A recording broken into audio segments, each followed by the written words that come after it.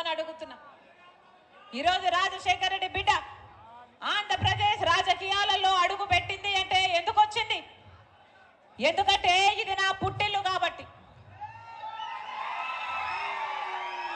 ఇక్కడ ప్రజలకు అన్యాయం జరుగుతుంది కాబట్టి, ఇక్కడ ప్రజలకు రావాల్సినవి ఏవి వాళ్ళకు అందటం లేదు కాబట్టి, ఇక్కడ ప్రజలకు ప్రత్యేక హోదా రావాల్సింది అది రాలేదు కాబట్టి, పోలవరం ప్రాజెక్టు రాలేదు కాబట్టి, రాజధాని ప్రాజెక్టు రాజధాని కాలేదు కాబట్టి, ఒక్క రకంగానైనా ఒక్క మేలైనా చేయకపోగా అదే పనిగా బీజేపీ పార్టీకి అటు జగనన్న అయితేనేమి, అటు తెలుగుదేశం పార్టీకి చెందిన చంద్రబాబు గారు అయితేనేమి మన రాష్ట్రానికి రావాల్సిన లాభాలలో మేలులలో ఒక్కటి కూడా చేయకపోయినప్పటికీ బీజేపీ పార్టీకి బానిసలుగా మారారు.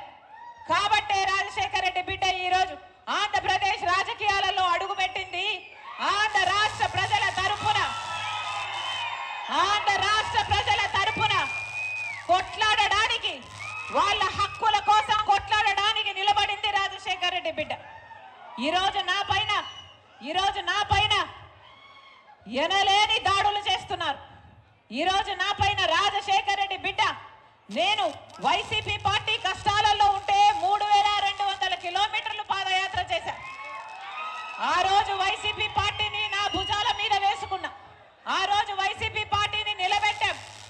ఆ తర్వాత కూడా వైసీపీ పార్టీకి ఏ అవసరం వస్తే ఆ అవసరానికి వాళ్ళకు అండగా నిలబడ్డాం. కానీ అధికారం లేకొచ్చినాక జగనన్న మనిషే మారిపోయాడు. అధికారం లేకొచ్చినాక జగనన్న కేవలం బీజేపీకి బానిసగా మారారు తప్ప ఒక్కసారి కూడా రాష్ట్ర ప్రజల బాగోగుల గురించి ఆలోచన చేయలేదు. ఆఖరికి స్పెషల్ స్టేటస్ ను కూడా తాకట్టు పెట్టారు అంటే మరి ఆంధ్ర రాష్ట్ర ప్రజలు మీకు ఓట్లు ఎందుకు వేసినట్టు అని అడుగుతున్నా.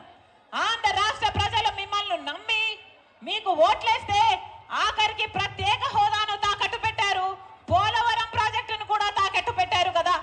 అందుకే కదా రాజశేఖర రెడ్డి బిడ్డ ఈరోజు ఆంధ్రప్రదేశ్ రాజకీయాలలో అడుగుపెట్టింది.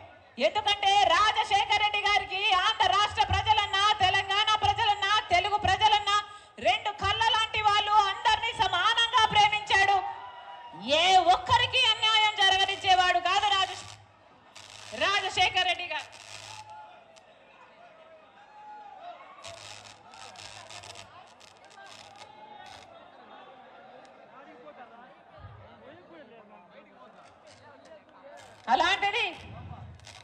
అలాంటిది ఈరోజు నా పైన దాడులు చేస్తున్నారు. అయినా పర్వాలేదు,